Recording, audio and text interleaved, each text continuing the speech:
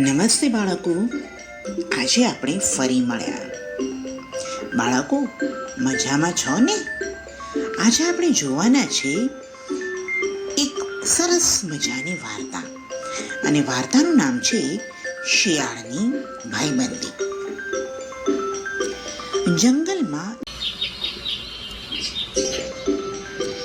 જંગલમાં એક શિયાળ અને એક હરણ રહે. શિયાળ રોજ મનમાં વિચારે, આ હરણને મારીને ખાઉં, પણ હરણ જેટલી ઝડપથી હું દોડી શકતો નથી, માટે મારી ઈચ્છા પૂરી થતી નથી. એકવાર શિયાળે એક યુક્તિ કરી. હરણના જવા આવવાના રસ્તા ઉપર બેસીને ધ્રુસકે ને ધ્રુસકે રડવા લાગ્યો. હરણે શિયાળને રડતું જોયું. એણે શિયાળને રડવાનું કારણ પૂછ્યું. શિયાળ કહે, મારે કોઈ ભાઈબંધ નથી, હું એકલો કેવી રીતે જીવું? મારે હવે નદીમાં ડૂબકી મારવી પડશે. હું એકલું કેવી રીતે જીવું? મારી સાથે કોણ રમે? મને મજા પણ નથી આવતી. હરણની શિયાળ પર દયા આવી ગઈ. તે શિયાળને કહે છે, તમે ચિંતા ના કરો, આજથી હું તમારો ભાઈબંધ, તમે મારી સાથે રમજો. શિયાળની યુક્તિ સફળ થઈ. પછી તો હરણ અને શિયાળ સાથે સાથે ફરવા લાગ્યા. એ જંગલમાં એક કાગડો હરણનો મિત્ર હતો. તેણે હરણને શિયાળ સાથે જતું જોયું. કાગડાએ તો પૂછ્યું, દોસ્ત, તારી સાથે આ નવું કોણ છે? હરણ કહે, એ મારો નવો મિત્ર છે. કાગડો કહે, કોઈને પૂરેપૂરો ઓળખ્યા વિના ભાઈબંધ બનાવાય નહીં. આ સાંભળી શિયાળે કહ્યું, કાગડાભાઈ, ભાઈબંધ થયા પછી જ એકબીજાને ઓળખી શકાય. શું તમે પહેલેથી હરણને ઓળખતા હતા? કાગડાની શિયાળની વાત પર વિશ્વાસ બેઠો નહીં. કાગડાને થયું, આ શિયાળ જરૂર કંઈ લુચ્ચાઈ કરવાનું છે. એક દિવસ શિયાળ હરણને ખેતરમાં લઈ ગયું. તેને સારું સારું ખાવાની ખૂબ મજા પડી ગઈ.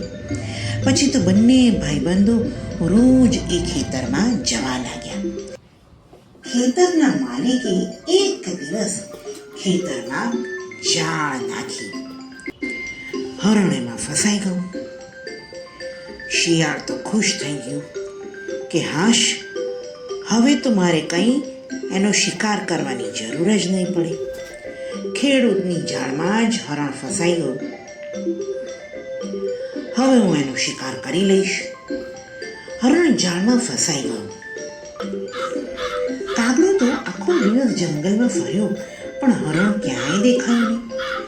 માટે તે ખેતર તરફ ગયો અને ત્યાં જઈને જોયું તો હરણ તો જાળમાં ફસાઈ ગયું હતું અને બચવાનો પ્રયત્ન કરી રહ્યો હતો. હરણ કહે, કાગડાભાઈ, ગમે તે કરો, પણ મને આ જાળમાંથી બચાવો, મને જાળમાંથી બચાવો. કાગડો કહે, જુઓ હરણભાઈ, હવે તમે એક કામ કરો. ખેતરનો માલિક દૂરથી આવતો દેખાય ત્યારે તમે આંખો બંધ કરીને પડ્યા રહેજો, અને ખેતરનો માલિક જેવી જાળ લેશે એ હું કા કા કા કા કરવા માંડીશ. તમે ત્યાંથી ભાગી જજો. હરણ કહે છે, સારું. હવે તો ખેતરનો માલિક આવ્યો અને હરણ તો આંખ બંધ કરીને બેસી રહ્યું. ખેતરના માલિકે તો જોયું, અરે આ ઝાડમાં તો હરણ ફસાઈ ગયું છે. એણે તો ઝાડ હરણ પરથી લઈ લીધી. કાગડાભાઈએ તો કા કા કા કા કા કા કરવા માંડ્યું. હરણ તો ત્યાંથી ઊભી પૂંછડીએ ભાગ્યું, દોડ્યું, દૂર દૂર દોડ્યું. ત્યાં દૂર ઝાડની પાછળ ઊભેલું શિયાળ આ બંનેઓને જોઈને દોડવા માંડ્યું. ખેતરના માલિકની નજર તો શિયાળ પર પડી અને એણે તો દૂરથી એક લાકડી ફેંકી. શિયાળને તો ધૂમ લઈને વાગી. શિયાળ કે ઉઈ ઉઈ કરતું શિયાળ તો ત્યાંથી ભાગ્યો. થોડી દૂર જઈને કાગડો અને હરણ એક ઝાડ આગળ ઊભા રહ્યા. હવે કાગડાએ હરણને કીધું, જોયું હરણભાઈ, મેં તમને કીધું હતું કે કોઈને બી પરખ્યા વગર મિત્ર બનાવશો નહીં. શિયાળ તમને રોજ ખેતરમાં લઈ ગયો અને જોયું તમે ખેડૂતની જાળમાં ફસાઈ ગયા.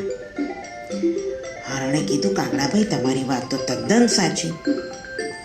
આજથી હું સમજી ગયો કે કોઈને પણ સમજ્યા વિચાર્યા વગર મિત્ર બનાવો નહીં.